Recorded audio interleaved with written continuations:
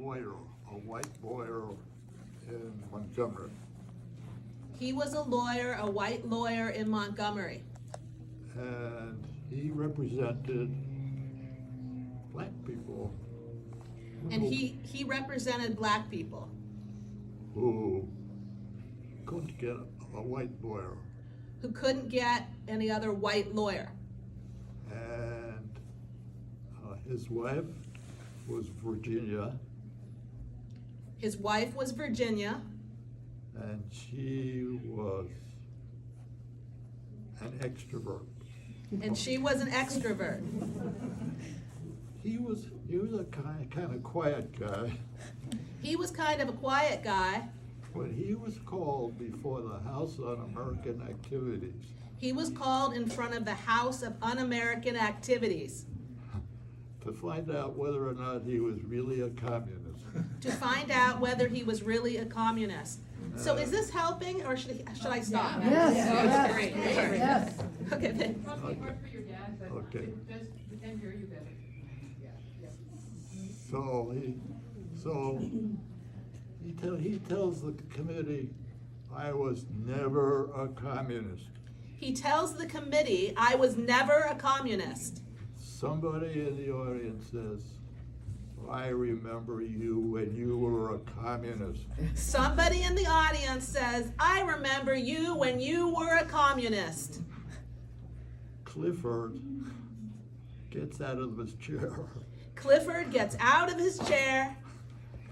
He's usually a quiet guy. He's really a quiet guy. And starts moving toward this guy. And he starts moving towards this guy. He's ready to beat him up. He's ready to beat him up. But he's restrained. But he's restrained. And he's excused.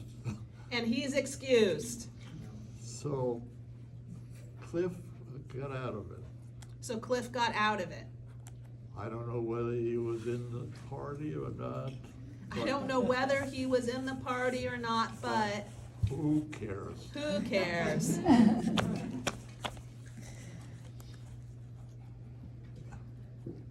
Oh. So, so they invited me to a party at their, a dinner party. So at their they house. invited me to a dinner party at their house. I was a newcomer.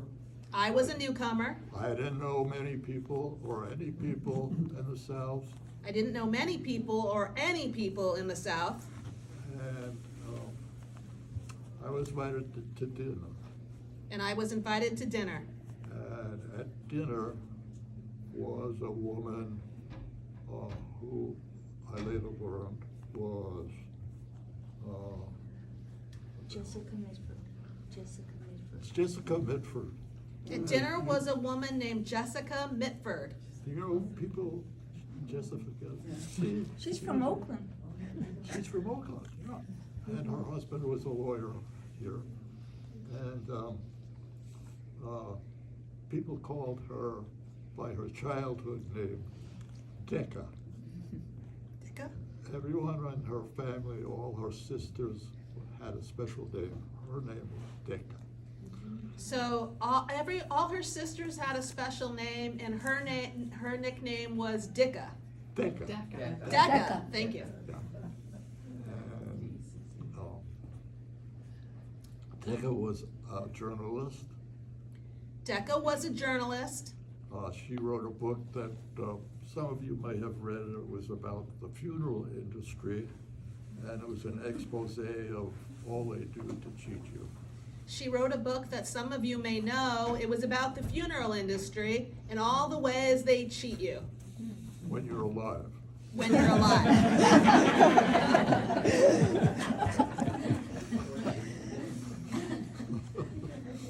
And it was a big seller. It was a big seller. And she said, you know, there's a big meeting going on in a church tonight. She said, you know, there's a big meeting going on in the church tonight. And Martin Luther King is gonna be there, And Martin Luther King is gonna be there. and freedom riders who are coming through are gonna be there. And freedom riders who are coming through are going to be there. And I'd like to be there too, And I'd like to be there too, because I have a deal with Life magazine. because I have a deal with Life magazine.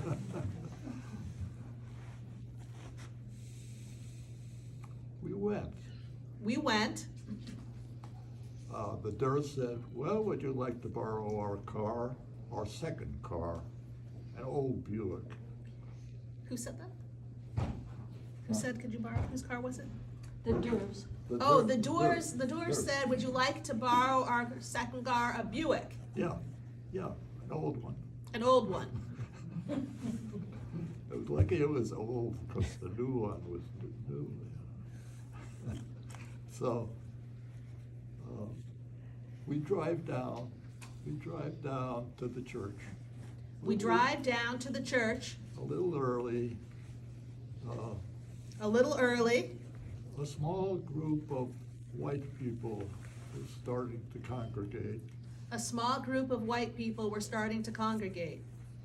and we walked through the crowd We walked through the crowd and were greeted at the door and were greeted at the door and escorted to a seat up front and escorted to a seat up front near the pulpit. near the pulpit. And we felt very welcome. And we felt very welcome.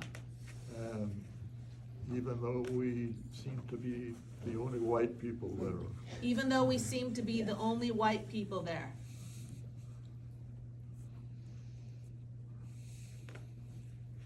well, there were a lot of freedom riders who were coming through, deciding whether or not to go on from there, from where we were in, where were we? Montgomery. There were a lot of Montgomery. freedom riders coming through, trying to decide whether or not they wanted to go on from where we were in Montgomery. Because Because a few days before, a few days before, there was a tremendous riot.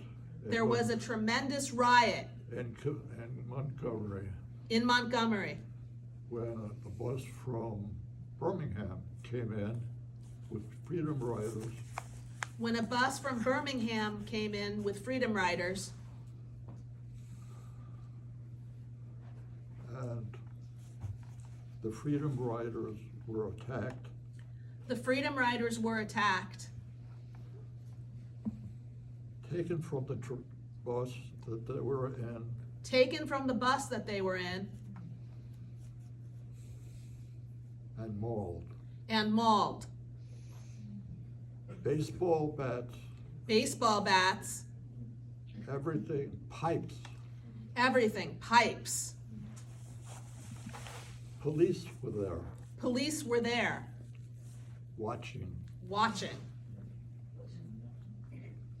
There was also a man from Washington, from the White House. There was also a man there from Washington, from the White House. His name was Siegenthaler. Siegenthaler? Siegenthaler, yeah. His name was Siegenthaler. Yeah. He was one of the people who were attacked. He was one of the people who were attacked. He was left unconscious on the pavement. He was left unconscious on the pavement. Other people were left, well, when all was said and done, without their front teeth. Other people were left, when all was said and done, without their front teeth. They were bashed out. They were bashed out. It was horrendous. It was horrendous. And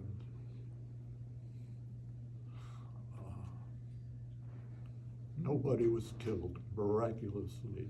Nobody was killed, miraculously.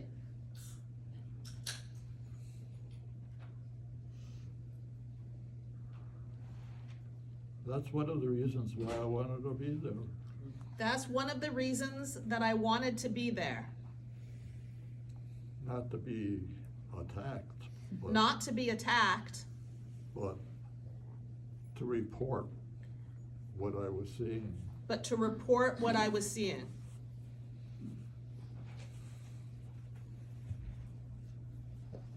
As a matter of fact, I didn't see it because I came late that day. As a matter of fact, I didn't see it because I came later that day. No, a few days later. Oh, a few days later. Anyway. I didn't see it, I read about it. I didn't see it, I read about it. I didn't see it, I read about it. That's why I wanted to see it go. So, Keka and I go, drive down, we're seated,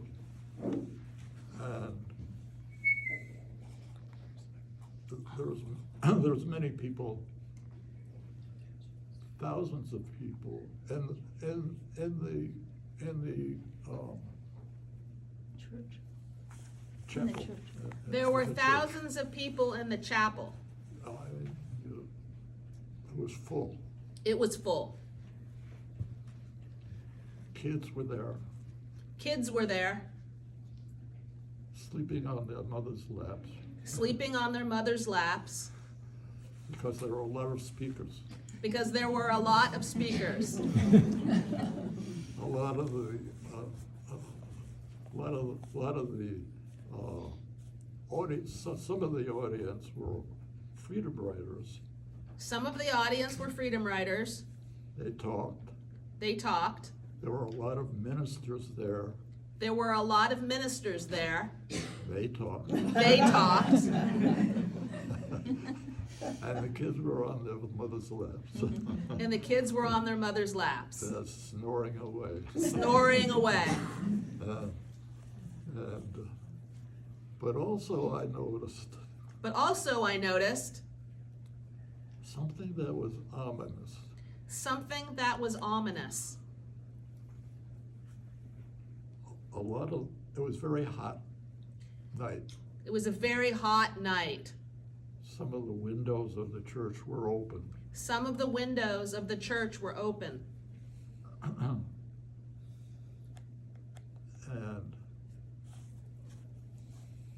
there were people had paper fans. People had paper fans. They were fanning themselves because it was so hot. They were fanning themselves because it was so hot.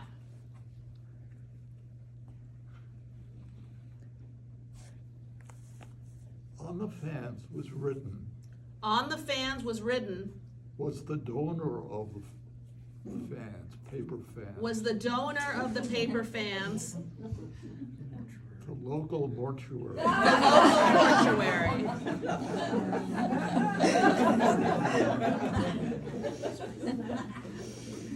Was this a sign? Was this a sign? Fortunately, not at that time. Fortunately, not at that time. Through one of the open windows, Through one of the open windows, you could see a whiff of a cloud. you could see the whiff of a cloud coming. It turned out to be Tear gas. Tear gas. Tear gas. It turned out to be tear gas. tear gas was going on because the people outside the church grew and grew and grew into a large mass, and they were trying to attack the church. Was this from that small group of white people you saw out there? Was this started from the small group of white people you started out there? It grew?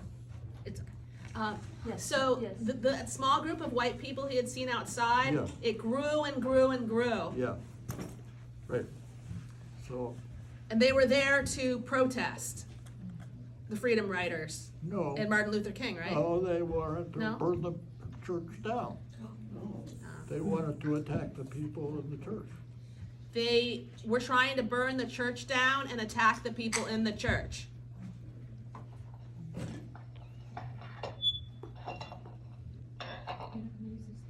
Well, Martin Luther King was there. Martin Luther King was inside the church.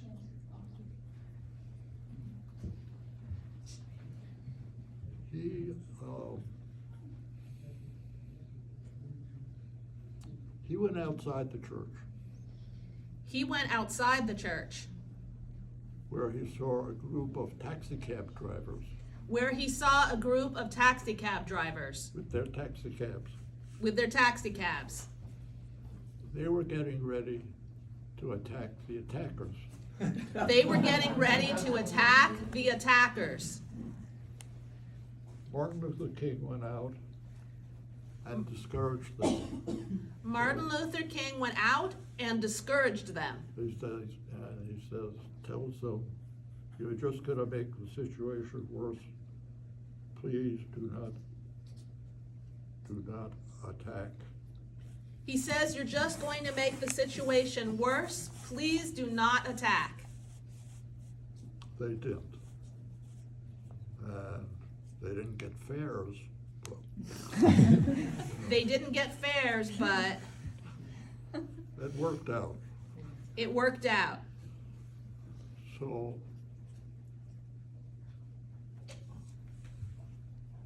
the tear gas was kind of turned off. The tear gas was from federal marshals that had been called in. The tear gas was from federal marshals who had been called in. They were called in because Martin Luther King was talking to Bobby Kennedy. They were called in because Martin Luther King was talking to Bobby Kennedy On the phone, on the phone and trying to persuade him and trying to persuade him how dangerous the situation was, how dangerous the situation was, that the people in the mob were trying to enter the church, that the people in the mob were trying to enter the church. the White House then called in U.S. federal marshals The White House then called in U.S. federal marshals to supplement the local police that were on hand. to supplement the local police that were on hand.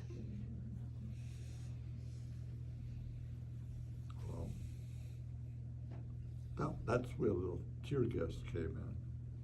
That's where the tear gas came in. So the tear gas stopped after it became apparent that it was leaking into the church. The tear gas stopped and it became apparent that the tear gas was leaking into the church. Yes. Would now be a good time to switch to some microphones? Sure. Would you like to? Okay, would you mind communicating that down the line? There's microphones now. Oh, We have microphones! Julie!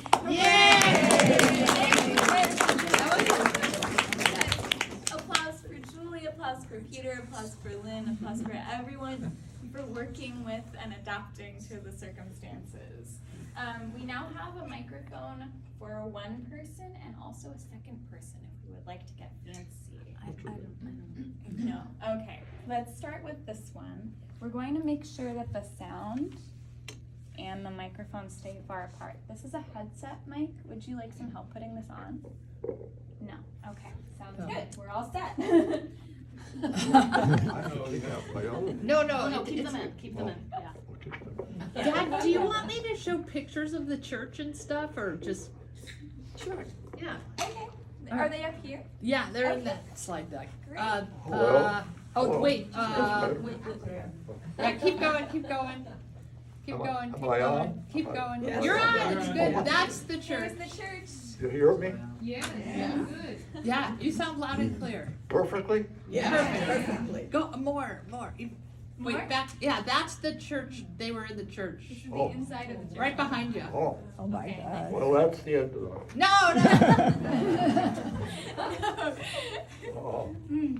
Oh. So,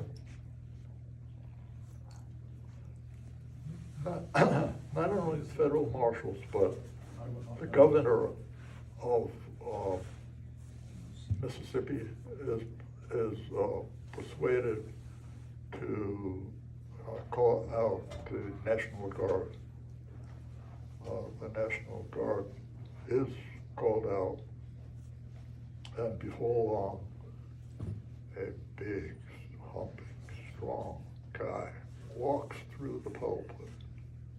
He's the National Guard commander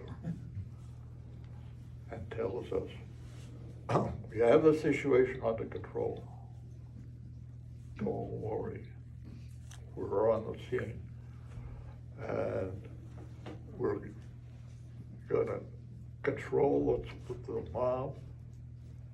And we're also gonna sweep the adjoining forests on both sides of the road.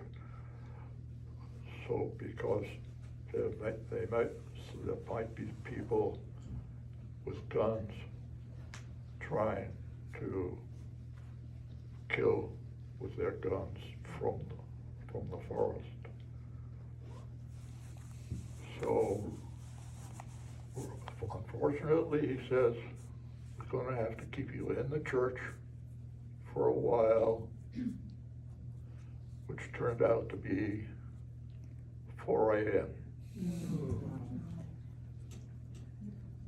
The kids were magnificent. They slept through it. And when they announced with very authoritatively that we will take you to your house in our cars, in our trucks, in our buses, and so that you'll get home safely. And they did. And when Decca and I left the church, a National Guardsman approached us and said, would you like some help getting home? And we said, well, we came by car. Well, I'll take you to your car. So we got in his Jeep and we circled the church. No car. Well, maybe we parked in the wrong place or something we didn't quite get. And we circled again, the neighborhood, no car. And the driver says, oh yeah, there was a car that was burned. That was our car, our Buick. Wasn't our car.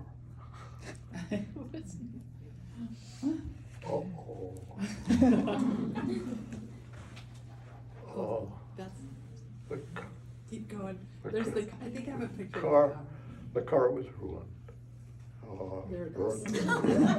Look behind you, Dad. Huh? Look behind you. Huh? Turn Look around. behind you. Woo! Woo! Oh dear.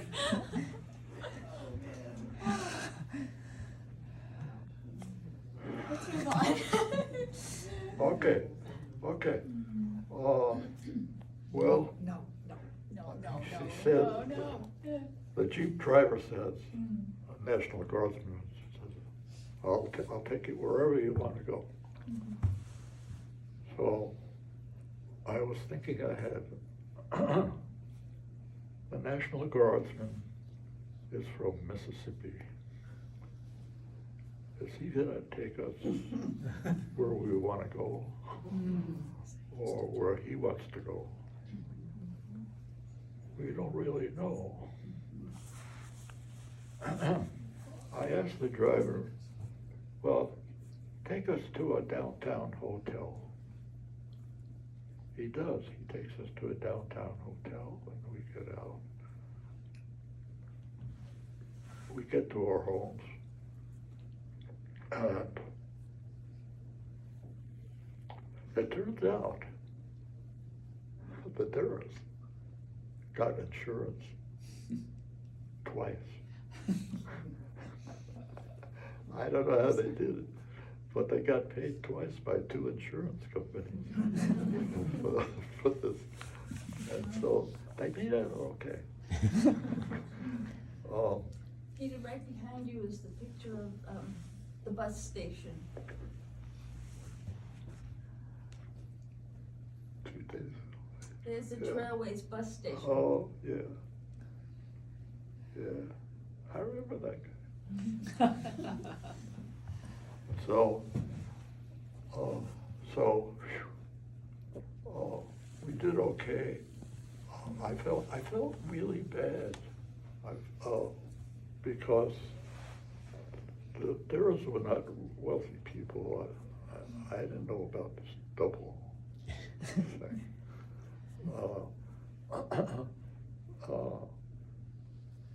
So I got on the phone. I suspected that because they didn't earn a lot of money, because Cliff didn't earn much from his law practice. I didn't think. And so I didn't think they were really rich. And they needed both cars. And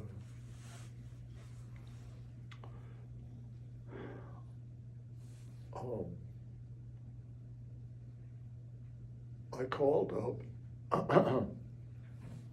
just kind of on the spur of the moment, the person that I thought was kind of subsidizing them. And this person was a very wealthy relative of a very famous financier who was financing them, I guess. And I got him on the phone. And he says, and he listens to me about what had happened to the cars. And he says, he didn't make any commitments, but he said, okay. And I guess I never asked them about it, but I think that they were compensated. So, this was my introduction to Mississippi.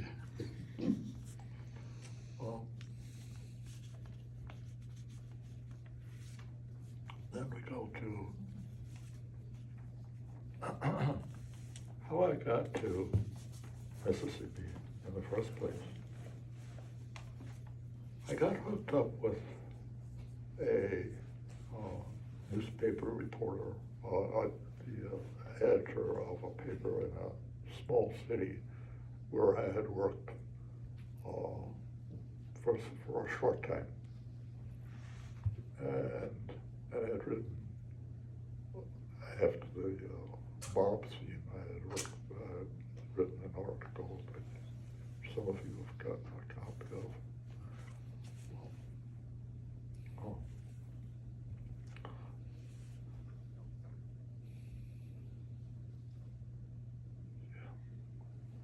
Let's talk about the going to the bus station. Going to the bus station. Yeah, and what happened when you got to the bus station? The bus station. The Trailways bus station. Trailways bus station. If you have maybe one really good nugget, one good story about that bus station, and then we can open it up for some questions. Yeah, there was a good story. I got on the bus. Stepped up on the step. I think Julie, you have. Step of the bus. Julie, What? repeat. And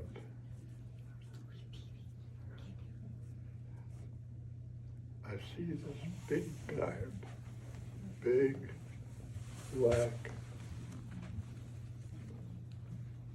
guy, stout, kind of tall, sitting next to the window on the front seat, next and back of the driver of the bus. And I see if somebody attacks the bus,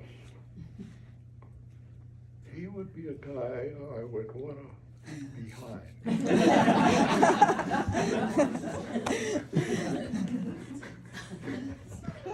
And so I sat next to him because there was an empty seat next to him. Oh, he said he sees a man who's a big guy, and he realizes this is a man I want to stand behind if something happens. So he sits down next to James Farmer. James Farmer, smoking. James Farmer is smoking. I asked him for a smoke. I ask him for a smoke. We were smoking away. In those days, you could smoke in the bus. In those days, you could smoke on the bus.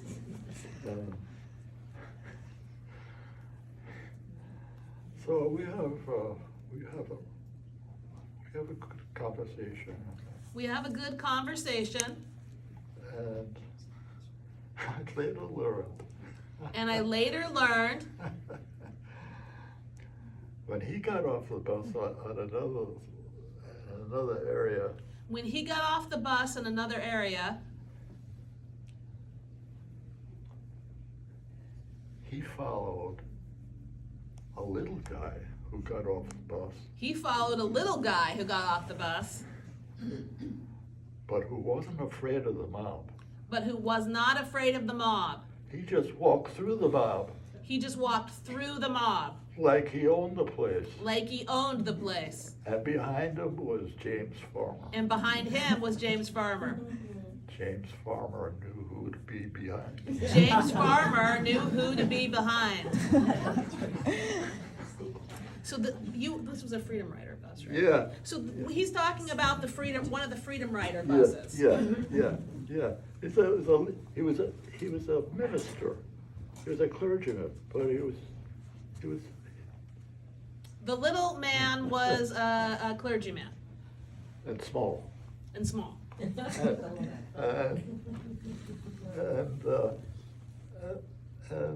But this is an image of Peter Ackerberg.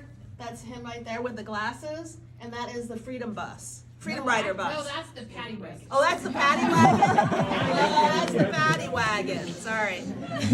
The other one with James Farmer was one of the Freedom Rider buses. okay, so For those of you who aren't familiar with the lingo, paddy wagon means off to jail. yeah. So Who did you pick to sit behind in the paddy wagon? Did you get to pick? I don't know who I was sitting next to. We're all squished up in there. Like sardines, yeah, I'm sure. Thank you to everyone for squishing together like sardines today to hear Peter's talk. Because we are running short on time, if it's all right with you, I'd like to transition to some Q&A now. Okay. After a round of applause for Peter for sharing his story.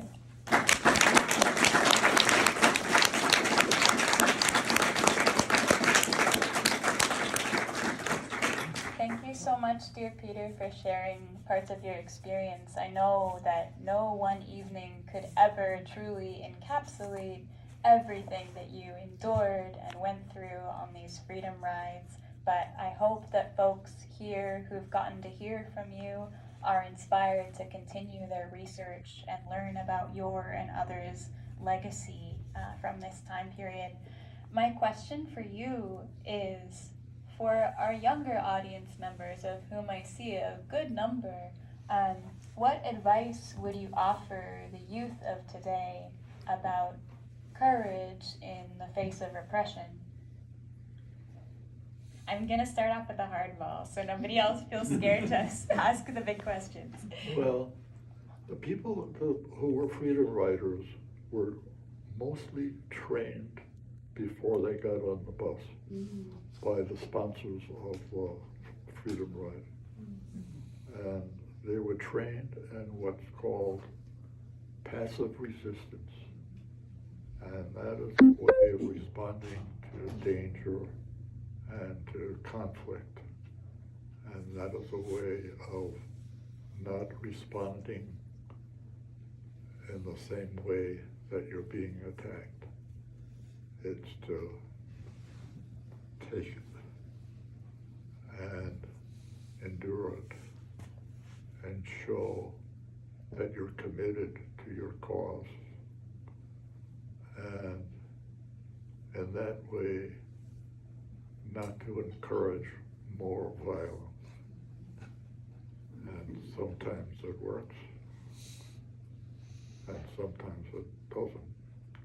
And there was a typical response of Mahatma Gandhi in India during his civil wars. And sometimes it works, sometimes it doesn't. But people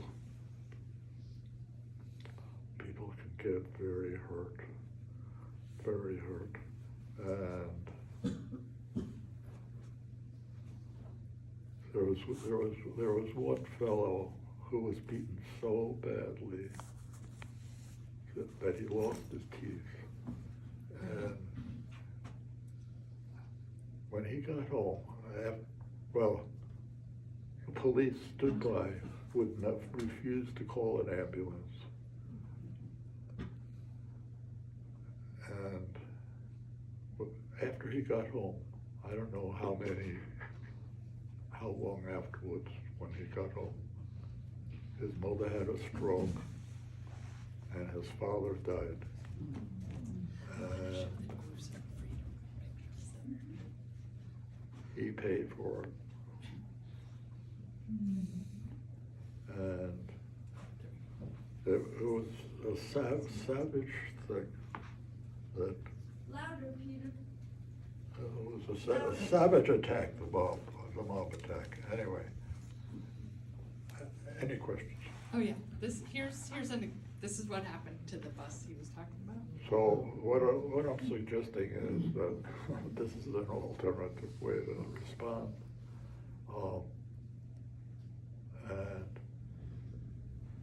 a lot of people admired it, and a lot of people thought it was a dumb thing to do. I'd like to know if you personally struggled while you were coming up with that school of thought. Did you have moments when you thought maybe this isn't the right way, and how did you, if you did, cling to any sort of faith? I wanted to leave. I didn't want to be part of this. And that could be part of my cowardice. That could be part of my smarts. I don't know. But I was in a double identity situation. I thought of myself as a reporter in part, reporting on what I was seeing and writing it up. And I was also a sympathizer,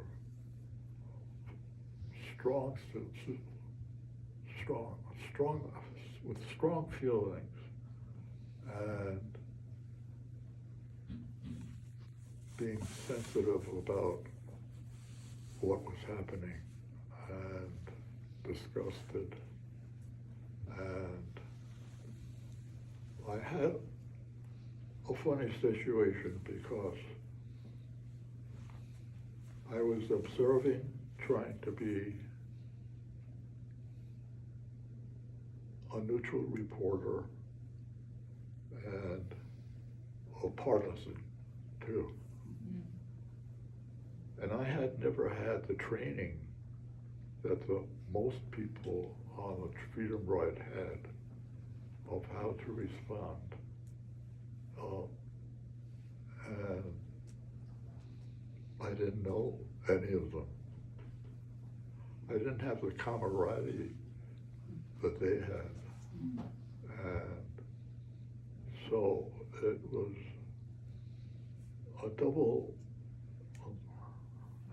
double-edged. And that benefited me and made it more difficult for me personally.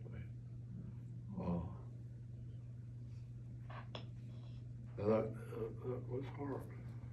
I definitely hear that, and I appreciate you sharing the difficult parts with us. I believe you have a question over here. Would you like to speak it aloud, or would you like it? Okay, gotcha. So we left a picture of you on the bus, on the Freedom Rider bus, and then the next picture was you in the paddy wagon. Tell us about getting arrested. How did you get arrested? I walked into the terminal with my black passengers, and we try to go to the dining area, cafeteria in the terminal, and they closed the terminal. They closed the dining room. In the bus terminal, right? The bus terminal? Yeah, the bus. We tried to go to the dining area in the Yeah. bus terminal, and they closed Yeah. it down, Yeah. because they didn't want to deal with blacks trying to get into the cafeteria, Right, right. because it was a whites only. Right. So the police, a lot of police in the terminal, they say, move on. We don't move. The police said, move on, and we don't move. And we go into the paddy wagon. So we go into the paddy wagon. And the paddy wagon takes us to jail. And the paddy wagon takes us to jail. Wait, but there's a picture of you on the bus. You must have got on the bus. Oh, so it was the Oh. cafeteria at the bus terminal that they couldn't get into. He rode there on the bus. Oh, I Yeah. see what you're saying. Okay, gotcha. Sorry, I should have known that. I jumped ahead. Because we're running out of time. So, Okay, I get it. So is it fair then to we have say a- you were we have a arrested? We have a trial, all of us on the bus, each one has a separate trial. Each They're- person on the bus has a separate trial, They're quick, they're routine. quick routine trials. The police say that we were endangering other people, and The police say we were endangering other people, that we were disobeying orders, that we were disobeying orders, and we would be fined. I got so many $100 and so much time in jail. and I forget exactly how much, but we were fined so many hundreds of dollars, and we had to spend so much time in jail, Yeah, and I went to jail, and I went to jail. except it was different from me, Except it was different for me, because I was put in a cell by myself. because I was put in a cell by myself. All the black passengers All the black passengers were in one big cell, were in one big cell, and I wondered why I was alone, and I wondered why I was alone. You wondered. and I wondered why the door to the jail And I wondered why the door to the jail was not locked. was not locked. And I wondered what could happen to me And I wondered what could happen to me with an open with it open, cell door. And, the cell door. well, it was difficult night for me, Well, it was a difficult night for me, but nothing happened. but nothing happened. I'm glad to hear that. I believe that there was a question in the front row. I just was going to say, thank you for being arrested for disturbing an unjust peace. Are there other questions? Yes, there's one other question to your left, Peter. Thank you for your presentation. I'm wondering, at that time, as a journalist, you were afforded the opportunity to be there. How do you compare it to what's happening today with journalists? There's not as many journalists, and many journalists are not, are criticized, I guess. Some places they won't even allow journalists to cover stories in other countries. So how do you compare the time that you were working to the time now? Well, I was a good pretender. I was pretending to be a neutral observer. I was secretly a deep believer. And I didn't feel so much conflicted, but not a part of the whole team. And I wanted to be, but I didn't want to be. So it was a personal thing. I don't know, I guess some people just cross out the personal part better than I do. Other questions for Peter? Yes, there's a question in the back. Could you project, please? What year were you arrested? Excuse me? What year were you arrested? 1981. No, 1960? 1961? 1961. 1961. Thank you. The first freedom, in his outline, it says the first freedom rider was in 1960. Well, no. I don't think. No. But I don't know. No, the first I'm one Peter's I friend from Ah. college. I'm Peter, Thank it you. wasn't 1951. We were about 12 years old. Oh, no, 1961. 61 1961. or 61? 61. What was it? He just didn't hear. I was You were arrested in 1961. 61, yeah. But the first freedom ride was earlier than you think. It was 1970. No, 1960. 70. It's okay, 1960. If anyone has questions about the exact dates of the freedom rides, feel free to consult our reference librarian at the Alameda Library. Thank you. Although nothing can replace personal experience, can we agree? Okay. I think there's one question in the far back. Yeah, so I'm Lynn Ackerberg, I'm Peter's wife, and I first met him when he came back to our college. We went to Antioch College, and he gave a talk just like this. He was tall and lanky and handsome, and he was a hero, and he was just amazing. And he has felt responsible for telling his story, and he's told it dozens and dozens of times to little kids, to adults, and he's turning 86 on Saturday, so that's pretty good.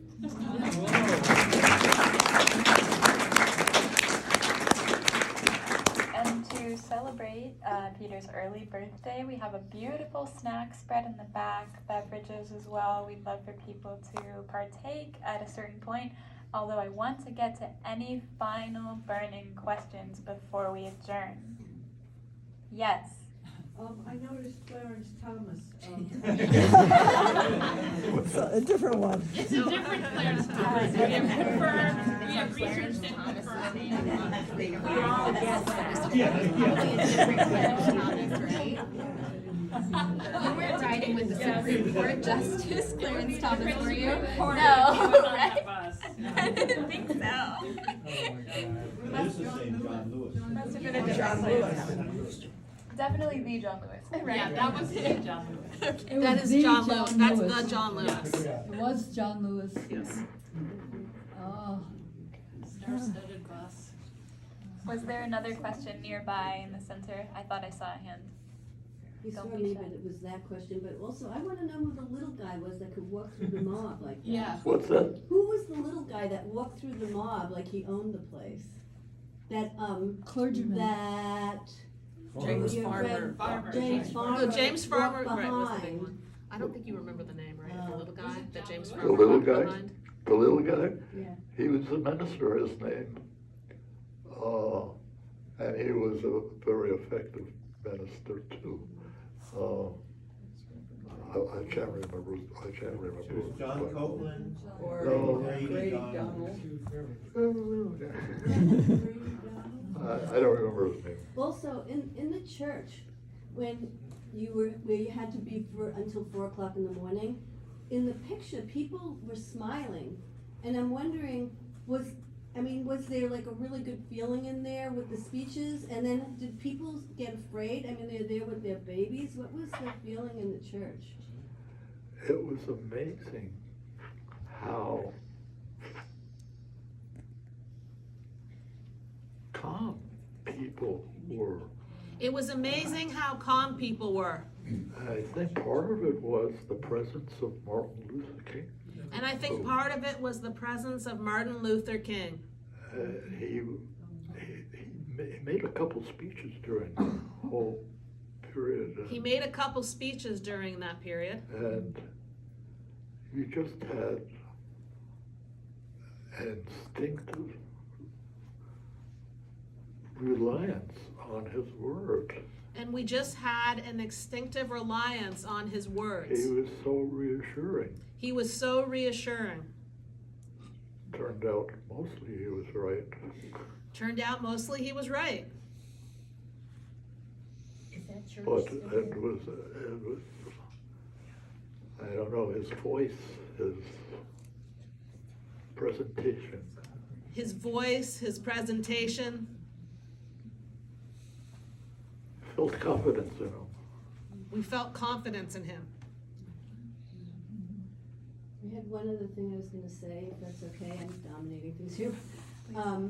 So, the other thing I wanted to say, because somebody was asking about how would you compare this to what's happening now in journalism? And one of the things you said is that people were trained on how to deal with being attacked, and that is happening now. There's organizations that are training people on how to be in a rally or a protest when things happen. So some of what was happening then is happening now. And if folks would like resources on that topic, feel free to talk to me on a strictly non-library basis. I have one question perhaps to close us out, but let me speak now or forever hold your peace. Yes, okay, one in the back. Just one question for Peter, which is just, whether Peter followed up, I know you said there was kind of a divide with you and the other freedom riders, you being a journalist and them being in a group, but whether you followed the work of the other freedom riders, like did some of them go on to participate in SNCC, like Student Nonviolent Coordinating Committee, or even later, you know, be part of the Black Panther Party, or did you ever follow where people ended up in their political organizing lives? Did you keep in touch with fellow freedom riders, even despite that divide? Or did you follow their careers and find out what they did? I didn't follow their careers. I delighted reading about them. I delighted reading about them. And you were on Oprah.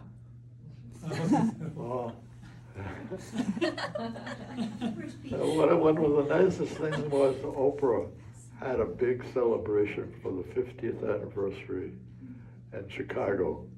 She invited everybody that she could who was active, including me, even though I was only halfway there, you know.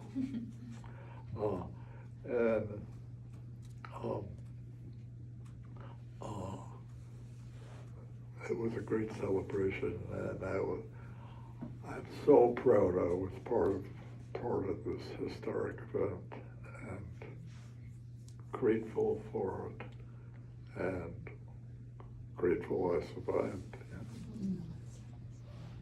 I won't speak for others here, but I will speak for myself, saying that I am grateful you survived.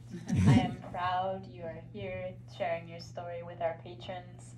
I'm proud for the seeds you're planting in people's minds. And I want to thank you so much for sharing your time and stories with us today. I do have one final question, which is, can you speak on the importance of fighting for our free speech rights in whatever ways we can in this exact moment now? You can't say enough about it. I read the New York Times daily, and it's practically wet with tears. It's so horrible and so thoughtless and so cruel. And yeah, we gotta speak out more and more, and we will.